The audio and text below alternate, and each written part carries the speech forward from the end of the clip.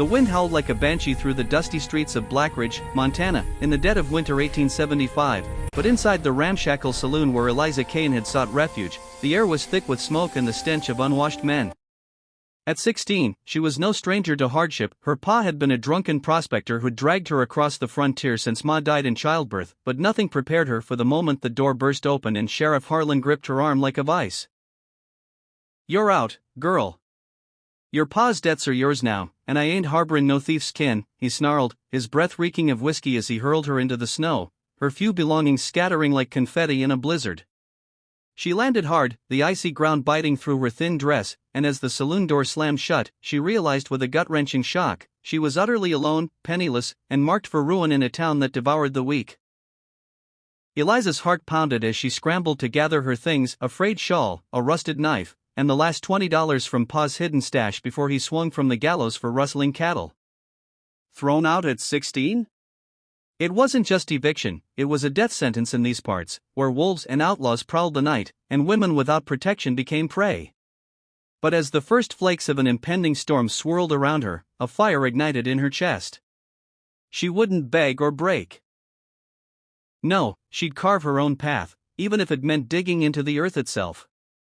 Whispers in the saloon had spoken of old miners' tricks, dugout cabins, burrowed into hillsides like fox dens, cheap and sturdy against the wild.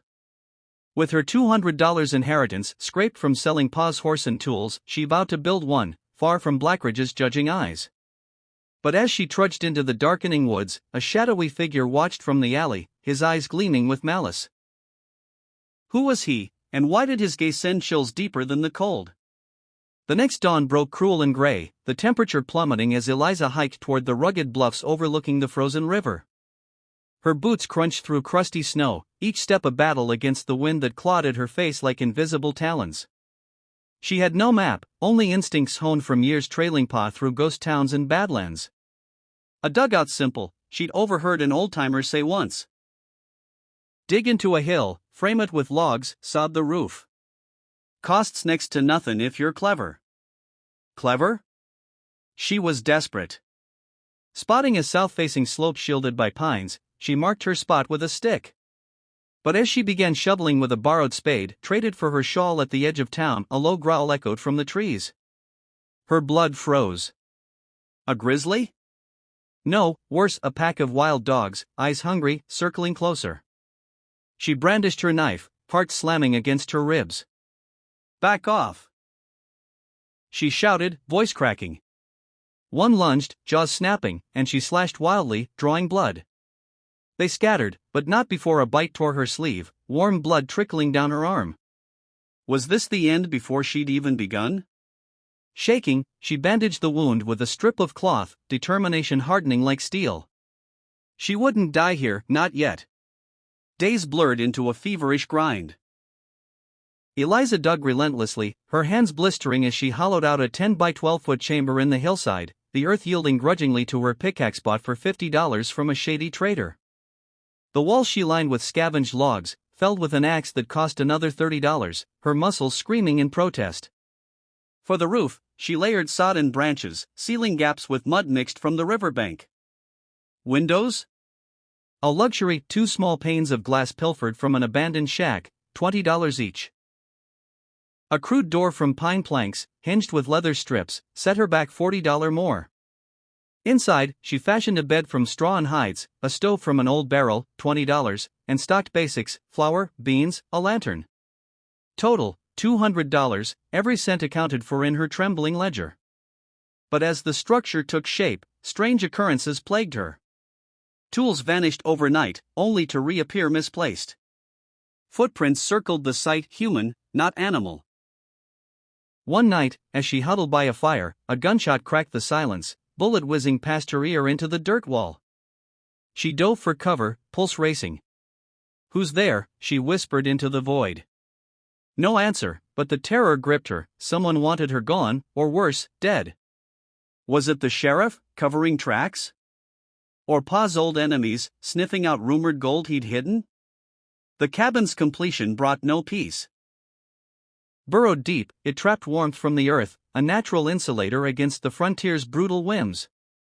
Eliza tested it with a fire, the temperature holding steady at 65 degrees even as frost-etched patterns outside. But isolation bred paranoia. She barred the door each night, knife under her pillow, dreams haunted by faceless pursuers. One stormy evening, as thunder rolled like cannon fire, a knock shattered the quiet. Her breath caught. Who could it be? Peering through a crack, she saw a stranger, tall, cloaked in oilskin, face scarred and weathered. "Miss Kane? I knew your pa. Let me in, I've news that'll change everything." Suspicion warred with curiosity. News? About what? Reluctantly, she unbarred the door, hand on her knife. He stepped in, dripping rain, eyes darting. "Name's Silas Reed. Your pa wasn't just a rustler, he struck gold in these hills, hid it before they hanged him.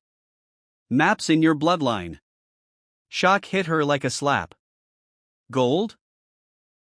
Pa never mentioned it. But Silas's words dripped with urgency. "Others know. They're comin' for you." As if on cue, hoofbeats thundered outside. Eliza's heart seized. Ambush? She shoved Silas toward the back, grabbing her rifle, a $30 investment she'd regretted until now. "Who are they?" she hissed. "Outlaws. Led by Black Jack Harlan, sheriff's brother." The revelation exploded in her mind, the sheriff's kin, seeking Pa's fortune. Gunfire erupted, bullets splintering the door. Eliza fired back blindly, the cabin's thick walls absorbing the assault like a fortress. Silas joined, his revolver barking. "The map, it's etched in your ma's locket," he yelled over the din. Eliza clutched the necklace, hidden under her collar, a keepsake she'd thought worthless. Twisting it open, she saw faint scratches, a crude map pointing to a nearby ravine. But betrayal flickered in Silas's eyes as he glanced at it. Was he friend or foe? In the chaos, a bullet grazed her shoulder, pain blooming hot. She screamed, dropping the locket. Silas lunged for it, but she kicked him back, rifle but cracking his jaw. "Traitor!"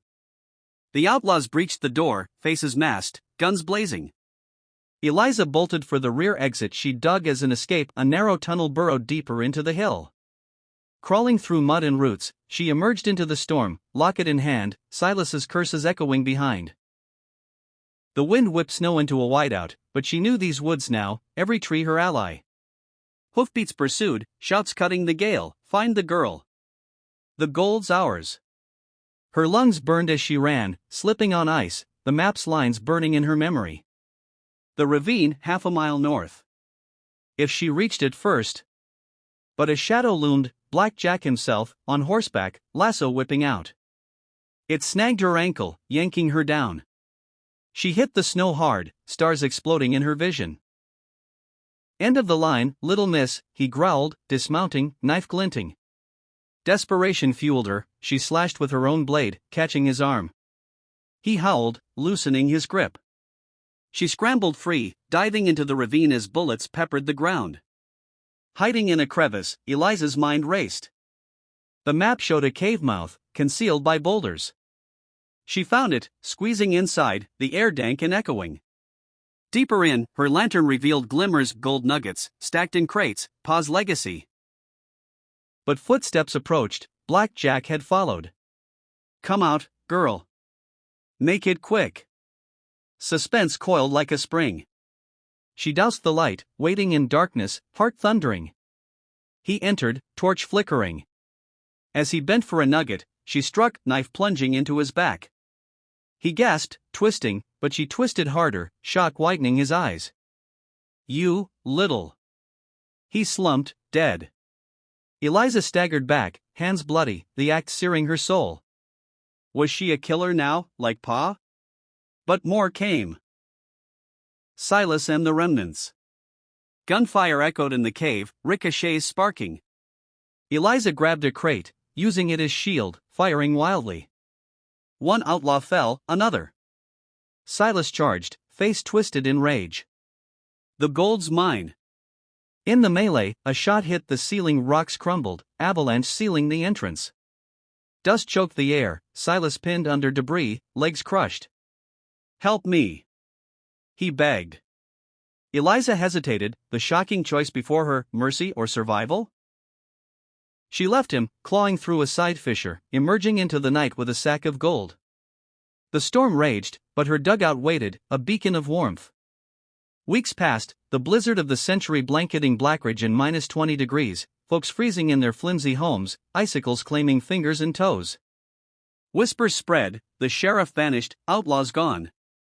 Eliza returned to her cabin, the earth walls holding 65 degrees effortlessly, a miracle amid the freeze. She melted snow for water, rationed beans, the gold hidden beneath the floor. But guilt-gnawed Black Jack's face haunted her dreams. One night, as wind screamed, a knock again. Her pulse spiked. Through the peephole, a woman, frostbitten, pleading. "Please, my child's dying." Eliza opened, wary. The woman entered, eyes widening at the warmth. How? But as she warmed by the stove, her story spilled, widow of an outlaw, knowing Pa's secret. "They forced me. But I can help you claim it all." Suspicion flared, was this another trap? Eliza gripped her knife. The woman noticed, smiling sadly. "I'm your aunt, girl. Pa's sister. He sent word beforehand. Proof, a matching locket half." Shock rippled through Eliza, the family she never knew. Together, they plotted, use the gold to buy land, build a ranch. But danger lurked. Riders circled the cabin nightly, shadows in the snow. One dawn, as temperatures dipped lower, an explosion rocked the town. Dynamite at the bank, outlaws' remnants striking back. Eliza rode out, gold funding allies, miners, trappers. In a showdown on Main Street, guns blazed, snow-stained red. She faced the last leader, the sheriff himself, revealed as the mastermind. "You should have stayed thrown out," he sneered. Her shot rang true, ending him. Peace settled, but twists lingered. The aunt betrayed? No loyal, sharing tales of Pa's innocence, framed by the sheriff. Eliza's dugout became legend. The warm haven in hell's winter. She expanded it, turning gold to empire, but scars remained, the killings, the solitude.